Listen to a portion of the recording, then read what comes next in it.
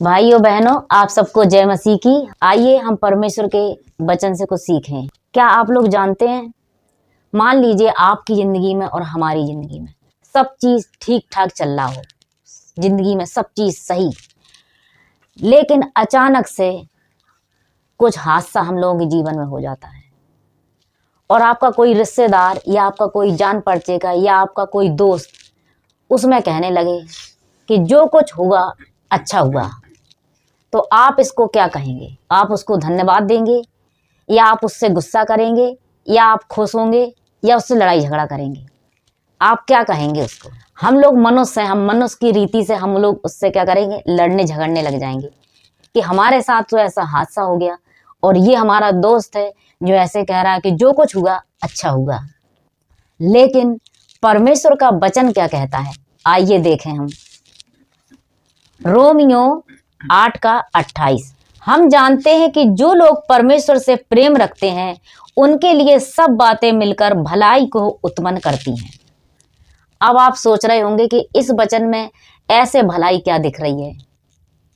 आइए हम एक आपको कहानी बताते हैं। एक राजा था और उसका नौकर, जैसे एलीसा था और उसका दास गेहजी था जो उसके साथ साथ रहता था। ऐसे ही एक राजा और उसका चेला था। ये दोनों शिकार करने गए। राजा के साथ साथ उसका रहता था ये नौकर। राजा जब शिकार करने जा रहा था तो रास्ते में उसकी शिकार करते हुए उसकी उंगली कट गई।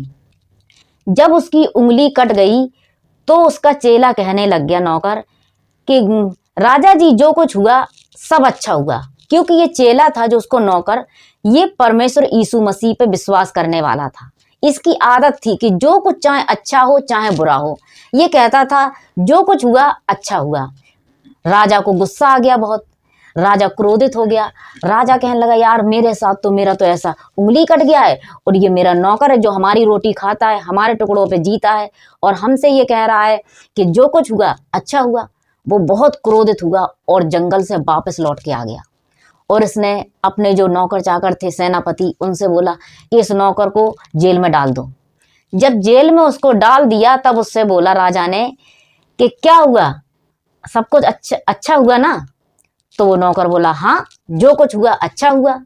वो खुश था अंदर। लेकिन जब दूसरे दिन राजा फिर जैसे रोज जाता था, दूसरे दिन फिर शिकार करने गया वो, तब उसके साथ कोई नहीं था, वो अकेले था। जब वो अकेले शिकार करने दूसरे दिन जा रहा था तो रास्ते में क्या हुआ, आदिवासी उसको मिले। आदिवासी का पूरा झुंड आ रहा था। उन लोगों का कोई पर्व था, कोई त्योहार था जिसमें वो एक इंसान को, एक मनुष्य को बलि करते थे, जिसमें उनका देवता खुश हो। और उस मनुष्य को जिसको वो बलि करते थे उसमें कोई भी कलंक या दाग ना हो, वो ऐसे मनुष्य को बलि करते थे। तो क्या करा, वो अपनी भाषा में वो खुश होने लगे और नाचने लगे, कूदने लगे कि मुझे एक बलि करने के लिए एक मनुष्य मिल गया, और वो भी राजा। तो उसने पकड़ लिया उसको, राजा को। जब राजा को पकड़ लिया तो वो अपने घर पे लेके आए उसको और उसे दूध से नभाया, धुलाया, उसको तिलक करा और उसको फूल की माला डाली कि अब इसको हम बलि करेंगे। लेकिन क्या हुआ, उसमें से एक आदिवासी था, वो बहुत तेज था, बुजुर्ग था। उसने कहा, अरे बलि करने से पहले इसकी चेकिंग करते हैं कि इसमें कोई कलंक तो नहीं है, कोई दोष तो नहीं है। क्योंकि किसी के बलि करते हैं तो पवित्र होने चाहिए, शुद्ध होने चाहिए, उसके अंदर कोई दोष नहीं होने चाहिए, कोई कटा पिटा कुछ नहीं होने चाहिए। तो जब वो उसकी चेकिंग हुई, जांच पड़ताल हुई, तो देखा कि अरे उसकी तो एक उंगली कटी है। तब उसने कहा कि अरे इसकी तो उंगली कटी, ये तो हमारी बलि करने की युग ही नहीं है। फिर उसने क्या करा, उन लोगों ने उस राजा को छोड़ दिया। अरे इसकी तो उंगली कटी है, ये तो अशुद्ध है, इससे हमारे देवता खुश नहीं होंगे, गुस्सा हो जाएंगे, दुखी हो जाएंगे, क्रोधित हो जाएंगे। तो उन लोगों ने क्या करा, उस राजा को छोड़ दिया। जब छोड़ दिया तो राजा को ये एहसास हुआ कि अरे आज हम किस वजह से छूटे हैं। ये हमारी उंगली अगर कटी नहीं होती तो आज मैं क्या हुआ होता, आज मेरी बलि चढ़ गई होती, आज मैं मर गया होता। और ये जब मेरी उंगली ये कटी थी तो हमारा जो नौकर था उसने जब जिस दिन उंगली कटी थी उसने क्या बोला था, जो कुछ हुआ अच्छा हुआ। जब उसने ऐसे बोला था तो मैं उस पर भड़क गया था और उसे हमने गुस्से में आकर जेल में डाल दिया था। तब वो खुशी खुशी से घर में आया। जब वो घर में आया तो उसने अपने सेनापतियों से बोला कि उस नौकर को जल्दी से जेल से बाहर निकालो। वो सब लोग अचंभा करने लगे, अरे ये राजा अभी तो कल ही तो इसने डलवाया था उसको, अब ये कह रहा है कि बाहर निकालो। तो राजा ने खुशी खुशी उसको जेल में से बाहर निकाला और उसको सोने की चैन पहनाई, सोने की अंगूठी दी उसको, और उससे कहा कि जिसका नाम था जो नौकर का, राजा ने बोला कि वाकई में तुम्हारा परमेश्वर है ना, वाकई धन्य कहने के युग है, तुम्हारा परमेश्वर सच्चा है, इसीलिए आज मैं बचा हूं।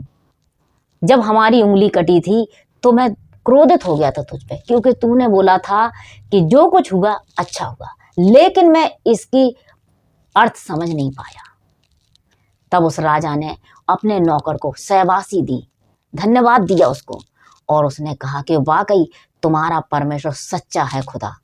तो इससे हमें ये सीख मिलती है कि परमेश्वर का वचन कहता है कि जो लोग परमेश्वर से प्रेम रखते हैं उनके जीवन में जो कुछ हो, चाहे अच्छा हो चाहे बुरा हो, उसमें अच्छाई छुपी होती है, उसमें हमारी भलाई छुपी होती है। हमें दिखता नहीं है, अगर हमारे जीवन में कोई भी कुछ दुर्घटना घट जाती है या हमारे काम नहीं चलते हैं, कुछ भी होता है, लेकिन हम कहते हैं अरे ऐसे नहीं होना चाहिए था, ऐसा क्यों हो गया अचानक, सब चीज तो अच्छी रीति से चल रहा था।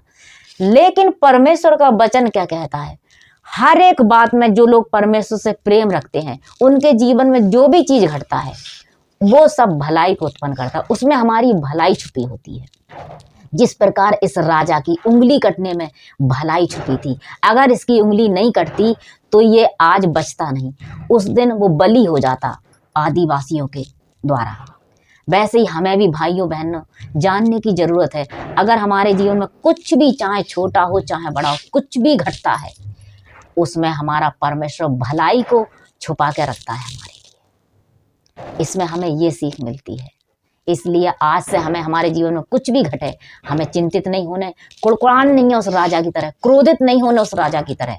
हमें उस पर, जैसे उसका नौकर था गेहजी, वैसे ही हमें भी कहना कि जो कुछ हुआ अच्छा हुआ, जो कुछ परमेश्वर करता है अच्छा करता है। हमें भी ऐसे ही उस नौकर की तरह कहना है, तब हमारा परमेश्वर खुश होगा और उसमें अच्छाई उत्पन्न करेगा। भाइयों बहनों, आपने इस वचन से कुछ सीखा हो तो इस वचन को अपने दोस्तों तक शेयर करें। आप सबको जय मसीह, गॉड ब्लेस यू।